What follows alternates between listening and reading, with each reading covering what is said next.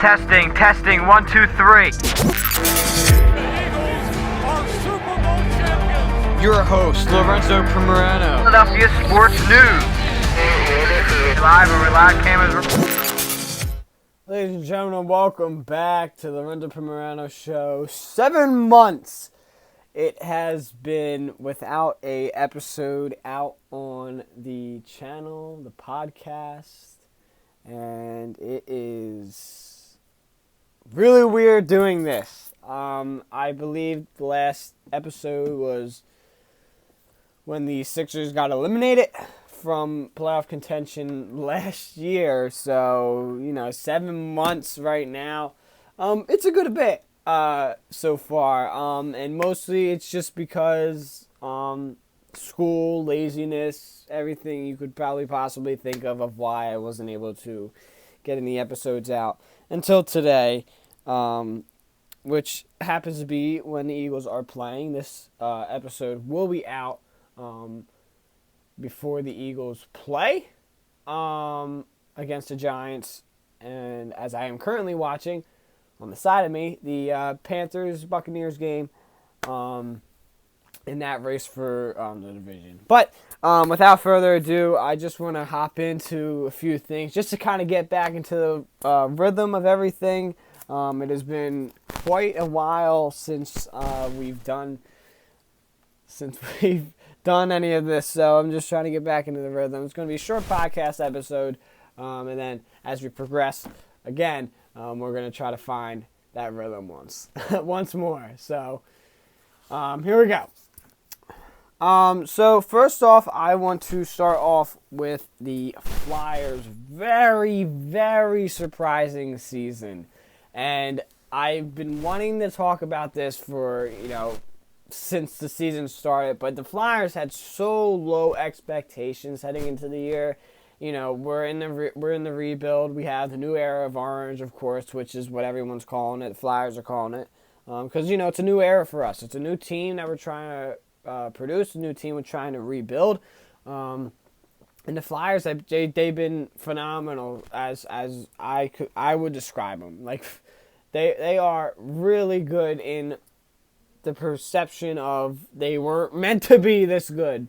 They were probably supposed to have that losing record, somewhat near the 500 category, but they are thriving right now. They are driving teams down their necks. They did have a little bit of a stretch where they lost a couple of games, but they're back up on top. They did beat the Calgary the Flames yesterday.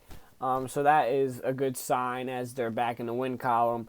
And I believe they are still top one in the wild card spot, just a little below Tampa Bay. From what I last seen. I'm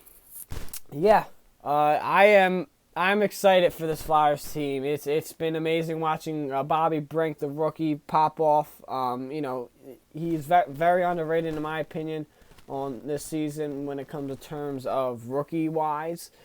He's having a really good season as his first year. And Travis Konechny, he is getting very, very well developed. He scored the shorthanded goal yesterday against the Flames to give him the 3-2 win. And, he's just been a phenomenal playmaker. He's been a phenomenal player this year. And, hopefully they're able to keep it up with him in the lineup. Couturier's been getting back in the groove of things after the back injury.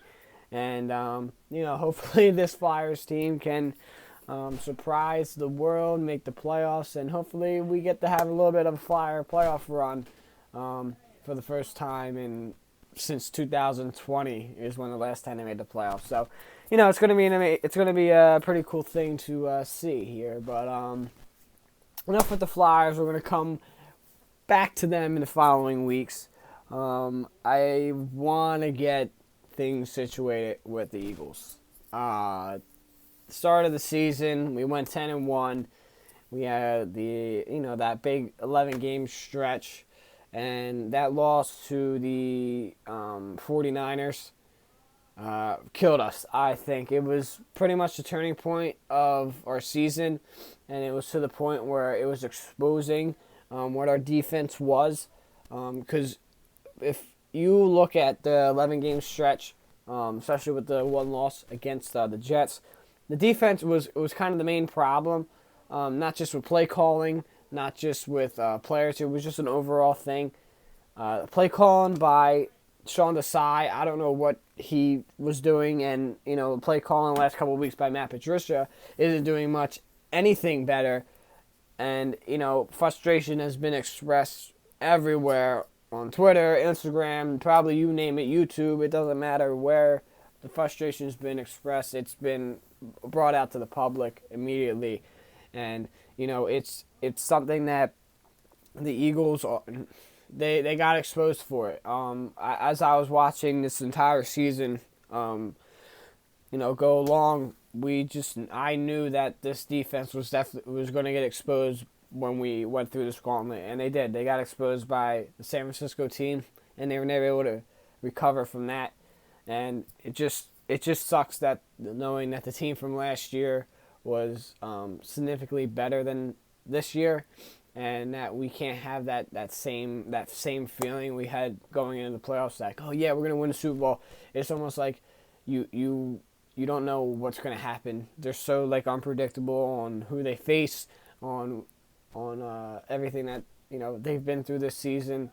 They lost to the Jets, and then they beat one of the top teams in the leagues, and then it just falls out from there. So a very unpredictable team. I don't really know what to expect from the playoffs. Hopefully they're able to come out with a win.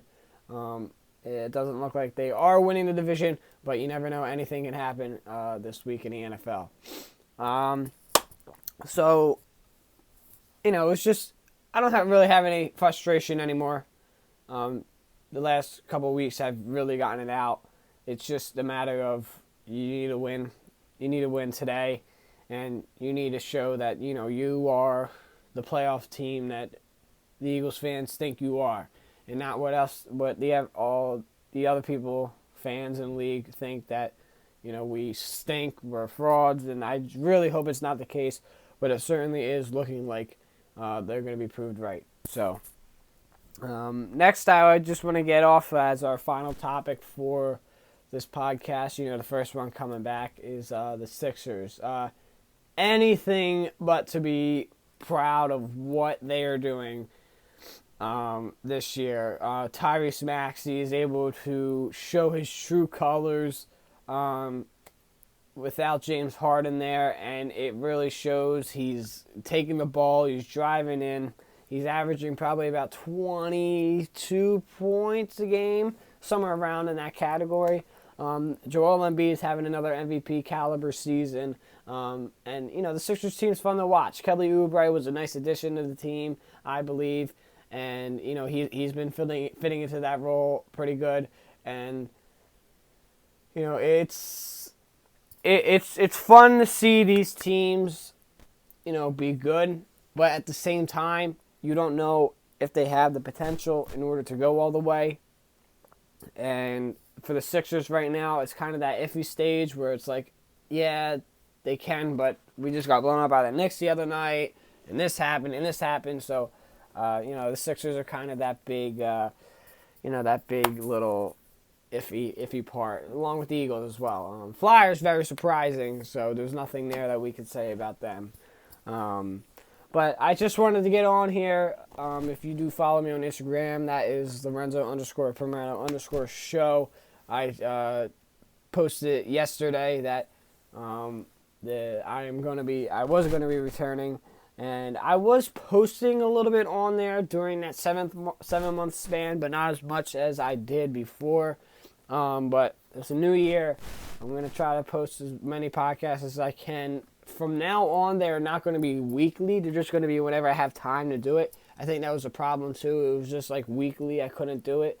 But if I can fit a few in a week, it's a good road for me to take that way. So.